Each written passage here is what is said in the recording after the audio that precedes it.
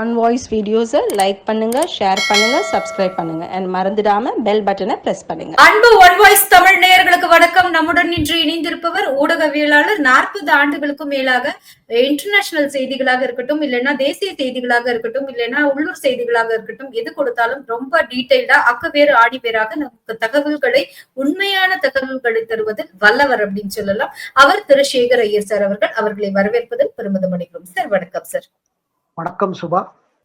Sir, இந்த முருகர் மாநாட்டுல வேற ஒரு விஷயம் கூட நடந்தது. அண்ணாவை பத்தி விமர்சிச்சுட்டாங்க. கொள்கை ரீதியாக திராவிட தலைவர்கள் அண்ணா பெரியாரை பற்றி விமர்சிச்சுட்டாங்க அப்படின்னு சொல்லி அதற்கு அண்ணா பெரியாரை பற்றி பேசுவதற்கு தற்போதைய முதலமைச்சர் மு க ஸ்டாலினுக்கும் அவரோட சார்ந்த திமுகவுக்கும் என்ன அருகதை இருக்கு? நான் என்னோட முதல் வாக்குறுதியா தரேன். நீங்க பதவி சுகத்துல யாரை ஏமாற்றிருக்கீங்க? கச்சத்தீவுல இருந்து காவிரி வரைக்கும் நீங்க எதுவுமே அந்த உரிமைகள் எல்லாம் மீட்டு தரல, எதுவுமே பண்ணல. சோ 2026 திமுகவை மக்கள் விரட்டி அடிப்பாங்க. திமுகனால பறிப்போன அமைதி, வளம், வளர்ச்சி, மாநில உரிமை இவை எல்லாத்தையுமே நான் மீட்டு தருவேன் அப்படின்னு சொல்லிட்டு அதிமுகவோட பொதுச் செயலாளர் எடப்பாடி பழனிசாமி அவர்கள் இதுதான் தமிழ்நாட்டு மக்களுக்கு நாளைக்கு முதல் தேர்தல் வாக்குறுதின்னு சொல்லியிருக்காரு 2026. இதை நீங்க எப்படி பாக்குறீங்க? கரெக்டான ரூட்ல போறாரா எடப்பாடி? எடப்பாடிக்கு அவர் என்ன சொல்வது என்னன்னா, திமுக ஆட்சியை ஒழிக்கணும், திமுக ஆட்சியை தோக்கடிக்கணும், திமுக ஆட்சியோட இதுல கான்சென்ட்ரேஷன் இருக்கணும். அதே சமயத்துல சில கான்ட்ரவர்சி கிரியேட் ஆயிடுமோன்னு ஒரு பயம் எப்போது அதிமுக தலைவர் இருந்துட்டு இருக்கு. ஏன்னா அறிஞர் அண்ணாவை பத்தி, ஆனா அந்த வீடியோல அப்படி போட்டாங்களா? அந்த வீடியோ யார் பார்த்தாங்க? அது இந்து முன்னணி தரப்புல இருந்து வேற கிளாரிபிகேஷன் வந்திருக்கு. முழுமையா வீடியோல என்ன சொல்லப்பட்டிருக்கு, இதுல பல விஷயங்கள் இருக்குது. இருந்தும் ஒண்ணு நிச்சயங்க பாருங்க, இந்து முன்னணி ஆரம்ப காலத்துல இருந்து திராவிட இயக்கத்தை எதிர்த்துட்டு வர்றாங்க. ஏன்னா இந்த இருக்கிற இன்னைக்கு தமிழ்நாடுல இருக்கிற நீங்க கோவிலோட நிலைமையோ இல்ல இந்துக்களோட நிலைமையோ, இந்துக்களை ஒரு செகண்ட் கிளாஸ் சிட்டிசன் மாதிரி நினைக்கிற ஒரு கண்டிஷனுக்கு காரணமே என்ன? இந்த நேம் ஆஃப் திராவிடன் மூவ்மெண்ட் ஒரு பர்டிகுலர் டைப் ஆஃப் பாலிடிக்ஸ் நடந்துட்டு இருக்கு. அந்த பாலிடிக்ஸ்ல தான் சனாதன தர்மத்தை பத்தி கலாம்னு பேசப்படுறது. சோ அதுக்கு எதிர்த்து இந்த முன்னணி இருக்குது, பாஜகவும் இருக்கிறது. அதிமுகவும் பாருங்க, எம்ஜிஆரா இருக்கட்டும், ஜெயலலிதா இருக்கட்டும், அதெல்லாம் எப்போதும் சப்போர்ட் பண்ணதே கிடையாது. அவர்களுக்கு தெய்வ பக்தி உண்டு, தெய்வத்து மேல கோவில்களுக்காக நிறைய செஞ்சிருக்காங்க. அதிமுக தலைவர்கள் பாத்தீங்கன்னா எப்போதுமே செஞ்சுட்டு வந்திருக்காங்க, திமுக மாதிரி கிடையாது. ஆனா அதே நேரத்தில் ஒரு கான்ட்ரவர்சி ஒரு சர்ச்சை அதிமுக என்னன்னா மெயின் இஷ்யூஸ்ல டைவர்ட் ஆயிடக்கூடாது. அதுதான் யூபிஎஸ் தரப்புல இருந்து ஒரு இது இருந்துட்டு இருக்கு. நாம் பேசிக் கொண்டிருக்கும் இந்த நாளில ஒரு அதிர்ச்சிகரமான, இல்லைன்னா எப்படி வேணா வச்சுக்கலாம், ஒரு எதேச்சியான ஒரு சந்திப்பு ஒன்று நிகழ்ந்து உள்ளது. அது கொஞ்சம் சில இடத்துல ஷாக்கிங்கா இருக்கு. தமிழகத்தின் காங்கிரஸ் தலைவர் திரு செல்வ பிருந்தகியும் துணைத் தலைவர் திரு விஜயனும் தைலாபுர தோட்டத்துல பாமகவினுடைய நிறுவனர் டாக்டர் அன்புமணி அவர்களை டாக்டர் ராமதாஸ் அவர்களை சந்திச்சிருக்காங்க. நிறுவனர் ராமதாஸ் அவர்களை நீங்க இதை எப்படி சார் பாக்குறீங்க? திமுக கூட்டணிக்கு பாமக போக வாய்ப்பு இருக்கா? ஏன்னா அவர் நம்ம நல்லா பார்த்தோம், ஸ்டபனா லாஸ்ட் டைமே ரொம்ப ஸ்ட்ராங்கா சொல்லிட்டாரு, நீ என்ன வேணா பண்ணு, ஆனா தலைவர் நான் தான், டெசிஷன் நான் தான் அப்படிங்கிற மாதிரி சொல்லிட்டாரு. இவரை தவிர கட்சியில் இவர் சார்ந்து இவர் துணை நிற்கும் அனைவரையும், அதாவது அன்புமணி அவர்களின் துணை நிற்கும் அனைவரையும் கட்சியிலிருந்து நீக்கியிருக்காரு. ஒரு ஸ்டபனான ஒரு மூவை கொடுத்திருக்காரு. அப்படி இருக்கும்போது இவருக்கு செக்மேட் வச்சிருக்காரு டாக்டர் அன்புமணிக்கு. இதை நீங்க எப்படி பாக்குறீங்க? சொல்லுங்க சார். இல்லைங்க, அதுல என்ன ஆயிட்டு வருதுன்னா, பாமகல தொடர்ந்து குடும்ப பிரச்சனைனால அது கட்சி பிரச்சனை ஆயிடுச்சு. அதுல கூட்டணி பிரச்சனையும் வருது. அதாவது குடும்ப பிரச்சனை, கட்சி பிரச்சனை, கூட்டணி பிரச்சனையா மாறி இருக்கு. அதுல பாமக பெருந்தலைவர் நம்ம மருத்துவர் ராமதாஸ் என்ன சொல்றாரு, நம்ம டிஎம்கே கூட்டணியோட போனோம், என்டிஏ கூட்டணியோ போகக்கூடாது. போனதுன்னா என்டிஏ கூட்டணியில அன்புமணி சொல்லி பாமக என்டிஏ கூட்டணியில இருந்தது. ஆனா அதே நேரத்தில் அன்புமணியோட கருத்து வேற மாதிரி இருக்குது. அவர் என்ன சொல்றாரு, நம்ம இந்த கூட்டணியோட தான் போனோம், பாஜக கூட்டணியோட போனோம். சோ அப்ரோச் வெவ்வேறமா இருக்கு. ஆனா கூட குடும்ப அரசியல் இருக்கு கலந்து. இந்த நேரத்துல இன்னைக்கு இந்த தேதியில பாத்தீங்கன்னா பாமக கட்சிக்கு ஒரு வன்னியர் சமுதாயத்துல ஒரு பெரிய மரியாதை இருக்குது, ஒரு அட்ராக்ஷன் இருக்குது பாமக வன்னியர் சமுதாயத்துல. அதனால காங்கிரஸ் தலைவர்கள் பாத்தீங்கன்னா அவங்க என்ன எதிர்பார்க்கிறாங்கன்னா, வன்னியர் ஓட்டுக்குள்ள ஸ்பிளிட் வராம இருக்கணும். ஓகே. சோ இவங்க போய் பாக்குற காரணம் என்னன்னா, அவர் அதாவது மருத்துவரை நீங்க இருக்கிறபடியே இருங்க, நீங்க உங்க விட்டு கொடுக்காதீங்க, நீங்க திமுக அலையன்ஸ்ல வாங்க, காங்கிரஸ் அலையன்ஸ்ல வாங்க, காங்கிரஸ் டிஎம்கே காங்கிரஸ் அலையன்ஸ்ல வாங்க. ஏன்னா பாருங்க, இது போற போக்குல பார்த்தோன்னா ஒண்ணு 2 பேருக்குள்ள ஒரு ஒரு ஒரு ஒரு அக்ரிமெண்ட் வர மாதிரி தெரியல. அதாவது மருத்துவருக்கும் நம்ம டாக்டர் அன்புமணிக்கும் உள்ள ஒரு அக்ரிமெண்ட் வர மாதிரி தெரியல. ஏன்னா சுமூகமான ஒரு உடன்படிக்கை. 2 பேரும் அவங்க பொசிஷன்ல ஸ்ட்ராங்கா இருக்காங்க. விட பாருங்க, விட்டு கொடுக்கறதுக்கு 2 பேரும் தயாரா இல்ல. அப்படி இருந்ததுன்னா பாமக ஓட்டு என்ன ஆயிடும், எப்படி இது பண்ணப்படும்? இதெல்லாம் பார்க்கும் பொழுது ஒரு கன்ஃபியூஷன் இருக்குது. ஏன்னா இந்த தரம் பாருங்க, திமுக கூட்டணியில எங்கேயோ ஒரு இடத்துல ஒரு கான்பிடன்ஸ் குறைஞ்சிட்டு வருது. வெளியில சொல்றாங்க 200 சீட்டு வரும், 200 சீட்டு வரும். ஆனா உள்ளுக்குள்ள பிஎம்கேல ஸ்பிளிட் வந்துச்சுன்னா என்ன ஆகும்? அதே மாதிரி இப்ப திமுக, இப்ப டிஎம்டிகே கேப்டன் விஜயகாந்த் இதுல பிரேமலதா ஒரு முடிவு பண்ணணும். அவங்களுக்கு ஆல்ரெடி ஒரு வருத்தம் என்ன இருக்குன்னா, நமக்கு கொடுக்க வேண்டிய ராஜ்யசபால ஒரு சீட்டு தருவேன்னு சொன்னாரு போன எலெக்ஷன்ல, ஆனா இந்த தடவை தரல. அதுல ஒரு கடுப்பு இருக்குது. அதே நேரத்துல இவங்க என்ன கொடுப்பாங்க? இதை தவிர்த்து சுபா, நீங்க என்ன பாக்குறீங்க? இப்போ ஆல்ரெடி டிஎம்கே கூட்டணியில் இருக்கிற கட்சிகள், இப்போ வைகோ போல கட்சிகள் கூட என்ன ஓப்பனா சொல்றாங்க, எங்களுக்கு 15 சீட்டு கொடுக்கலன்னா நாங்க இந்த கூட்டணியில் இருக்கணுமா வேண்டாமான்னு யோசிப்போம், அதெல்லாம் சொல்றாங்க. இதே நேரத்தில் வேற என்ன பேசப்படுறது? இன்னொரு சைட்ல பாத்தீங்கன்னா அதிமுக தலைவர்கள் என்ன சொல்றாங்க, இல்ல தமிழ் வெற்றி கட்சியில் நம்ம சேர்த்துக்கணும், விஜய் நம்ம சேர்த்துக்கணும். ஆனா ஒண்ணுங்க, பிஜேபி கூட்டாட்சி சொல்லும் பொழுது சில அதிமுக தலைவர்களுக்கு கஷ்டமா இருக்குது. ஆனா விஜய் தலைமையில இருக்கிற தமிழ் வெற்றி கட்சி அவங்க என்ன சொல்றாங்க, அட்லீஸ்ட் ஒரு டெபுட்டி சிஎம் போஸ்டாவது தரணும், அதுக்காக ப்ராமிஸ் பண்ணி ஆனோம். சோ கூட்டாட்சி cannot be avoided. நீங்க பாஜக, அதாவது இப்ப நீங்க தமிழ் வெற்றி கட்சியோக்கும் அதிமுகக்கும் ஒரு அலையன்ஸ் வருது வச்சுக்கோங்க, அந்த அலையன்ஸ் அடிப்படை என்ன இருக்கும்? ஆட்சியில பங்கா இருக்கும், ஆட்சி பங்கு இருக்கும், ஒரு பதவி பங்கு இருக்கும். அதை தவிர்த்து நிறைய சீட்டு கொடுக்கணும்னு வர கேட்பாங்க. ஏன்னா அவங்க குறைஞ்சு ஆல்ரெடி 100 சீட்டு கொடுன்னு முதல்ல பேசினாங்க, அது ஒத்து வரல. So there is no escape from coalition politics. There is no escape from alliance politics. Sir, ரொம்ப பெரிய பிரச்சனையை ரொம்ப ஈஸியா சொல்லிட்டீங்க. No escape from coalition politics, இல்லைன்னா no escape from alliance politics அப்படின்னு சொல்லிட்டு நிச்சயமான நிதர்சனமான உண்மையாக தான் தமிழகத்தின் தேர்தல் களம் அதை பிரதிபலித்துக் கொண்டிருப்பதாக பாக்குறேன் சார். தொடர்ந்து தமிழகத்துல பாத்தீங்கன்னா முன்னாடி எல்லாம் போதைப் பொருள் கடத்தல் அப்படின்னா அங்கொன்றும் இங்கொன்றுமாக இருப்பதை நம்ம பார்க்க முடிஞ்சது. நீங்க நிறைய இந்த ஊடகத்துறை, இந்த டே டு டே அஃபேர்ஸ் நல்ல உற்று கவனிப்பவர்கள் நிறைய ஆண்டு காலமாகங்கிறதுனால இந்த கேள்வி. ஆனா இப்போ ஆஃப் லேட்டா தமிழகத்துல குறிப்பா நிறைய போதைப் பொருள் சிக்கல், பெரிய பெரிய இடங்கள், பெரிய பெரிய நபர்கள், சமூகத்தில் மரியாதைக்குரியவர்கள், அந்தஸ்துக்குரியவர்கள், அந்த மாதிரி நம்ம பார்க்கப்படுற ஒரு நபர்கள் எல்லாம் கைதாவது. இதை எப்படி பாக்குறீங்க? What is the culture in TN அப்படின்னு நினைக்கிறீங்க சார்? இல்லைங்க, 2 விஷயங்க. ஒண்ணு, பாலிவுட், அதாவது மும்பையில் இருக்கிற சினிமா தொழில, சினிமாவில் இருக்கிற பிரபல நட்சத்திரங்கள், நடிகர்கள், நடிகைகள், அந்த இடத்துல ஆல்ரெடி நம்ம சுஷாந்த் சிங் ராஜ்புட் சம்பவத்துல பாத்தீங்கன்னா அதுல எவ்வளவு ட்ரக் இன்வால்வ்மெண்ட் இருக்கு, ட்ரக் நெட்வொர்க் இருக்கு. அதுல 2 விஷயம் புரிஞ்சுக்கணும். அது தமிழ்நாட்டிலயும் அதே தான் ரிஃப்ளெக்ட் ஆகுது. என்னன்னா, ட்ரக் ட்ரேடுக்கும் சினிமால இன்வெஸ்ட்மெண்ட்டுக்கும் கனெக்ஷன் வர ஆரம்பிச்சிருக்கு. அதாவது ட்ரக் ட்ரேட் செய்யறவங்களே தான் படத்துங்களை ப்ரொடியூசர்ஸாவும் இருக்காங்க, இல்ல பணம் முதலீடு கொடுக்குறாங்க, இன்வெஸ்ட் பண்றாங்க. அது பண்ணும் பொழுது இந்த ஆக்டர்ஸ்க்கு ஆக்ட்ரஸஸ்க்கு எல்லாம் ஃபீ இருக்கு பாத்தீங்களா, கொஞ்சம் பணமா தராங்க, கொஞ்சம் போதை சப்ளைல பண்றாங்க. இது சுஷாந்த் சிங் ராஜ்புட் மேட்டர்ல அது சூசைடா கொலையான ஒரு பெரிய விஷயம் போகும்போது இந்த நெட்வொர்க் எல்லாம் வெளில வந்துச்சு. அதுல நார்காட்டிக்ஸ் கண்ட்ரோல் பியூரோ அதுக்கு பிறகு பெரிய இன்வெஸ்டிகேஷன் பண்ணாங்க. அந்த மாதிரி நெட்வொர்க் இன்வெஸ்டிகேஷன்ல தமிழ்நாடு சிக்கித்து. இப்ப தமிழ்நாடோட ஓவர்சீஸ், திமுகவோட ஓவர்சீஸ் செல்ல ஒரு பெரிய நபரா இருந்தவர் ஜஃபர் சாதிக். அவர் உதயநிதிக்கு நெருங்கியவர். உதயநிதியோட அவங்க மனைவியோட ப்ராஜெக்ட்ல எல்லாம் அவங்க படம் போட்டிருக்காங்க, முதலீடு இருக்குதெல்லாம் பெருசா வந்தது. இது இன்னும் நார்காட்டிக்ஸ் கண்ட்ரோல் பியூரோ இன்வெஸ்டிகேட் பண்ணிட்டு இருக்கு. அது ஒரு பக்கம். இந்த நேரத்துல இன்னொரு மேட்டர் வந்திருக்கு.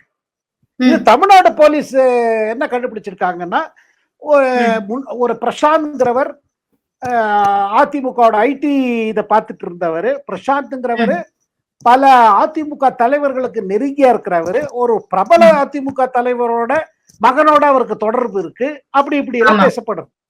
அந்த நேரத்தில் இந்த இப்ப நம்ம ஆக்டர் ஸ்ரீகாந்த் மாட்டின்றது, அதுக்கு பிறகு கிருஷ்ணான்னு ஒரு ஆக்டர் மாட்டின்றது. அது ஸ்ரீகாந்த் வீட்டுல நிறைய குவான்டிட்டிஸ் ஆஃப் கொக்கைன் கிடைத்தது என்று தமிழ்நாடு போலீஸ் தரப்புல இருந்து சொல்லப்படுறது. அப்ப எங்கே ஒரு இடத்துல ஒரு பக்கம் பாத்தீங்கன்னா ஆளுங்கட்சியான டிஎம்கேக்குள்ளேயும் இந்த ட்ரக் ட்ரேட் கனெக்ஷன்ஸ் வெளில வருது. கூடவே டாஸ்மா விவகாரத்திலே பெரிய பெரிய இடங்கள் கனெக்ஷன் வெளில வருது. அதுக்கு பேரலெல்லாம் அதிமுக இந்த மாதிரி இருக்கிறதுங்கிறத ப்ரூவ் பண்றதுக்காக தமிழ்நாடு போலீஸ் இறங்கின மாதிரி தெரியுது. அதாவது எலெக்ஷன் நெருங்குற நேரத்துல பாத்தீங்கன்னா 2 பெரிய கட்சியிலையும் பெரிய தலைவர்களோட தொடர்பு உள்ள 2 சைட்லயும் இந்த ட்ரக் இஷ்யூ இருக்குது.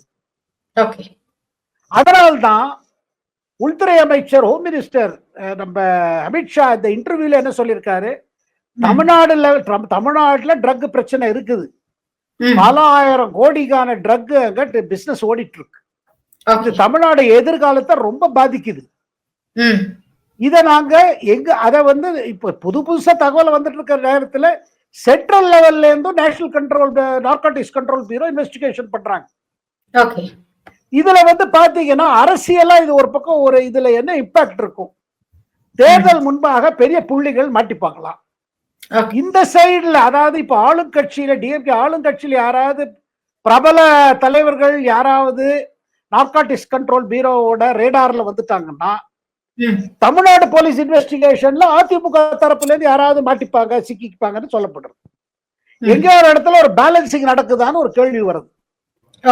சரி, உங்க கட்சியில இந்த தொடர்பா, எங்க கட்சியில இந்த தொடர்பு சொல்றீங்களா, உங்க கட்சியில இந்த தொடர்பு இருக்கு. ஆனா ஒண்ணு நிச்சயங்க, தமிழ்நாடு போலீஸ் இப்ப நடத்துற இன்வெஸ்டிகேஷன்ல பெரிய இடத்துக்கு இது இண்டிகேஷன்லாம் வருது. ஏன்னா பிரசாந்த் போல இவர்கள்லாம் பாத்தீங்கன்னா அவங்க சினிமாலயும் இருக்காங்க, இதுலயும் இருக்காங்க. சில பேர் 2 சைடுக்கு சப்ளை பண்றவங்களும் இருக்காங்க. அதனால இது ஸ்மால் மேட்டர் இல்ல. பார்ட்டி இல்லாம பீப்புளுக்கு சப்ளை பண்றவங்க, டாப் பீப்புளுக்கு சப்ளை பண்றாங்க. Not only drugs, they are organizing other things. எது சட்டவிரோதமான என்ன செயல்லாம் இருக்குமோ அதுல எல்லாத்துலயும் பங்கு இருக்குது.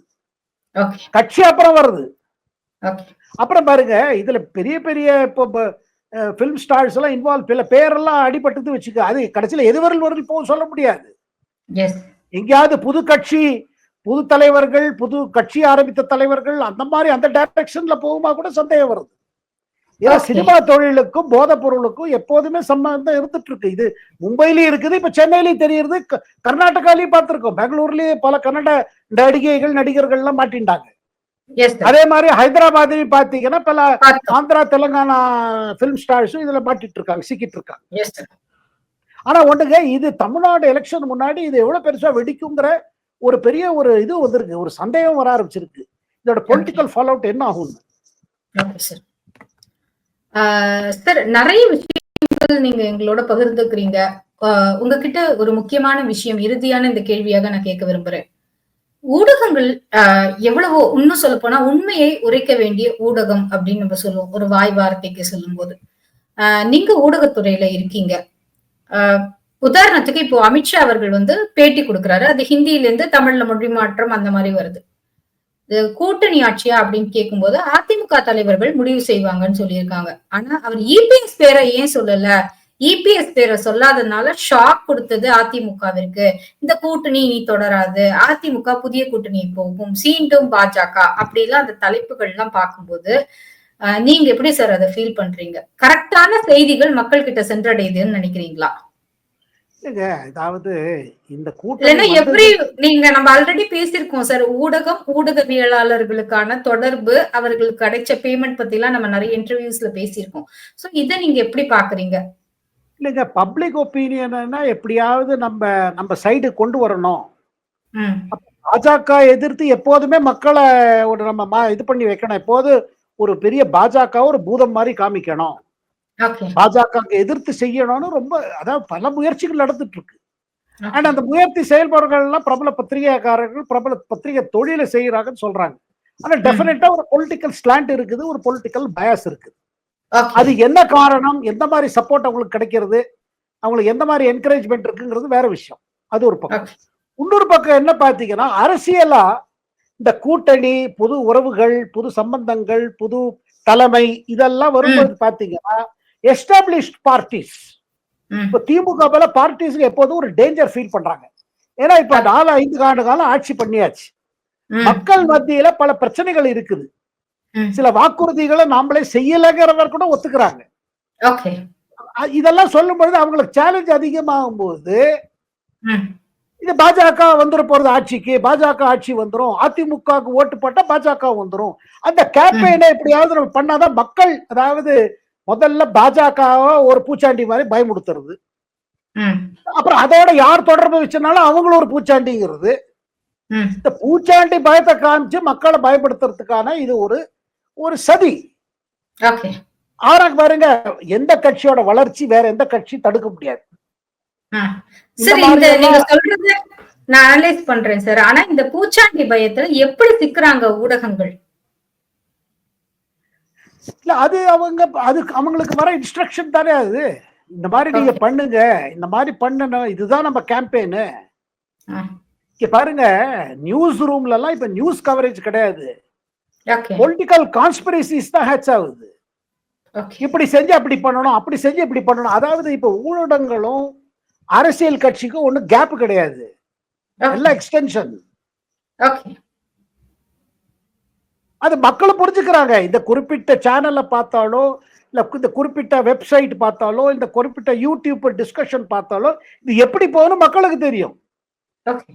சரி, இது சமூகத்துல ஒரு காலத்துல அரசியல்ங்கிறது பிடிச்சிருக்கோ பிடிக்கலையோ, மக்களுக்கு நல்லது செய்வாங்க தலைவர்கள்னு நம்பி ஓட்டு போட்ட காலங்கள் போய், அப்புறம் எனக்கு பிடித்த தலைவர், அவர் என்ன செஞ்சாலும் செய்யாட்டியும் பரவாயில்ல, இவங்களுக்கு தான் ஓட்டு அப்படிங்கிற காலங்கள் மாதிரி, அப்புறம் இன்னைக்கு நான் இந்த சமூகத்தை சார்ந்தவன், இந்த ஜாதியை சார்ந்தவன், என்னுடைய ஓட்டு இந்த தலைவருக்கு தான், இன்னாருக்கு தான் அப்படிங்கிற காலங்கள் வந்திருக்கு.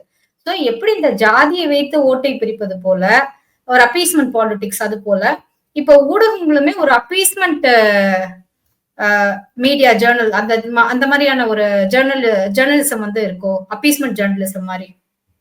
நீங்க அப்பீஸ்மெண்டோட பாத்தீங்கன்னா டோட்டலி பொலிட்டிகலைஸ்டு இது கவரேஜ், பொலிட்டிகலைஸ்ட். அதாவது இப்ப மைண்ட் மேனேஜ்மெண்ட், ஓட்டரோட மைண்ட் மேனேஜ்மெண்ட் நடக்குது. அதுல ஊடகங்கள்லாம் ஒரு விதமா ஒத்துழைக்கிறாங்க. அந்த ஒத்துழைப்புக்கு அதுக்கு அவங்களுக்கு அது என்ன ஆச்சுன்னா, இப்ப எந்த ஊடகங்களும் இண்டிபெண்டன்ட் சொல்லிக்க முடியாது. Okay sir, fine sir. எல்லாரும் ஒரு பொலிட்டிக்கல் லைன்ல தான் இருக்காங்க. சார் ரொம்ப நன்றி சார். இத்துணை நேரமும் அழகாகவும் தெளிவாகவும் நிறைய விஷயங்களை எங்களுக்காக எடுத்து சொன்னீங்க. போத மாஃபியா இது ஒண்ணும் புதுசு கிடையாது. அப்படியே பாலிவுட்ல இருந்து ஆல்ரெடி தெலுங்கானா போயிருக்கு, கர்நாடகா போயிருக்கு, இப்ப தமிழகத்திலயும் வந்திருக்கு. ஆனா இதுல என்ன விஷயம்னா, இந்த கட்சி அந்த கட்சின்னு வேறுபாடு இல்லாம நிறைய பேர் இதுல மாற்றுறாங்க. இது 2026 தேர்தலுக்கு முன்னாடி எப்படி வெடிக்கும், எந்த மாதிரியான ஒரு தாக்கங்களை ஏற்படுத்தும் அப்படிங்கிறது தான் ஒரு பெரிய விஷயம். இதுல ஸ்டார்டிங்ல ஆரம்பிச்சு நீங்க பெரிய நடிகர்னு சொல்ற வரைக்கும் போகுமா, இல்லைன்னா உச்ச நடிகர்னு சொல்ற வரைக்கும் போகுமா, புது கட்சி ஆரம்பிச்ச தலைவரை போய் தொடுமா, அந்த மாதிரி நிறைய இக்கனாக்கள் அது மாதிரி எல்லாம் இருக்கு. இதெல்லாமே இனி வரும் காலங்களில் தெரியும், 2026 முன்பு அப்படிங்கிறதாக இருக்கட்டும். ஊடகங்கள் இண்டிபெண்டா செயல்படல, அதை நம்ம அக்செப்ட் பண்ணிக்கதான் வேணும் அப்படிங்கிற ஒரு விஷயமாக இருக்கட்டும். எல்லோருக்குமே இங்க ஒரு அஜெண்டா இருக்கு, ட்ரிவன் அஜெண்டா அப்படிங்கிற எண்ணங்களாக இருக்கட்டும். வாக்குறுதிகள் நிறைவேற்றல அப்படிங்கிறதுக்காகவே இவங்க ஒன்னும் எதிர்த்து பேசல, கூட்டணியோட சீட்டுகளை அதிகப்படுத்தணும்னு கேட்கறது எல்லாமே அந்த சீட்டு எண்ணிக்கையை உயர்த்துவதற்காக தான் அப்படிங்கிற விஷயங்களாக இருக்கட்டும். அதை தொடர்ந்து அதிமுகவும் பாஜகவும் சரி, இல்லைன்னா திமுகவாக இருந்தாலும் சரி, இங்க யாருமே இனி வரும் காலங்கள்ல ஒரு கூட்டாட்சி அப்படிங்கிற அந்த ஒரு இது இல்லாம நாட்டை ஆள முடியாது. கூட்டணி கட்சிகள் ஓட்டு வாங்குவதற்கு மட்டுமல்ல, நாளை நாட்டை ஆள வேண்டும் என்றாலும் கூட்டணி கட்சிகளுடைய தயவு தேவை அப்படிங்கிற இடத்திற்கு 2 திராவிட கட்சிகளுமே தள்ளப்பட்டுள்ளது. அந்த நிதர்சனத்தை 2 பேருமே புரிஞ்சுக்கணும் அப்படிங்கிற ஒரு விஷயங்களாக இருக்கட்டும். இந்த மாதிரி நிறைய விஷயங்கள் தமிழ்நாடு குறித்தும் தமிழக அரசியல் களம் குறித்தும் பேசியிருக்கீங்க. இனி வரும் காலங்களில் தொடர்ந்து இது பற்றி பேசலாம் சார். நன்றி, வணக்கம். Thank you sir. வணக்கம்.